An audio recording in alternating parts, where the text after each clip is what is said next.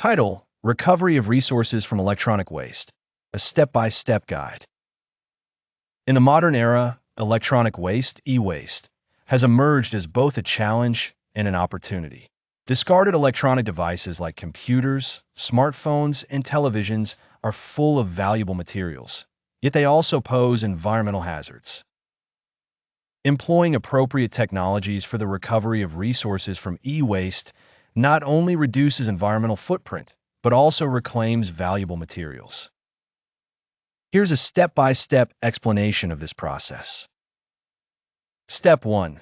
Collection and classification. The recovery process begins with the collection of e-waste from households, businesses, and electronic recycling centers. This waste is then classified based on product categories, such as laptops, mobile phones, and televisions. Different devices require different handling and processing techniques, making this step crucial for efficient recovery. Step 2. Sorting and dismantling. Once collected and classified, the e-waste is sorted into categories based on the material composition, such as metals, plastics, and glass. Manual or automated dismantling processes are employed to separate component parts. Labor-intensive. This step requires precision to ensure valuable materials are not lost. Step 3. Shredding and material separation. After dismantling, the materials undergo shredding to break them down into smaller fragments.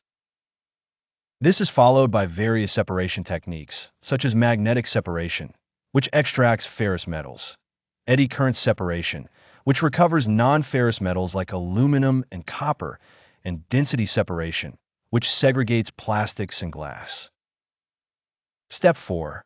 Advanced recovery techniques. Following basic separation, advanced recovery technologies are applied. Hydrometallurgical processes utilize chemical solutions to leach out precious metals like gold and silver. Pyrometallurgical methods involve the high-temperature treatment of materials to extract metals. Both methods require careful environmental management to avoid hazardous emissions. Step 5. Refining and purification. The extracted materials often require further refining and purification to meet market standards. Step 6. Integration into supply chain. Once purified, these materials are ready to be reintegrated into the manufacturing supply chain, reducing the need for virgin materials.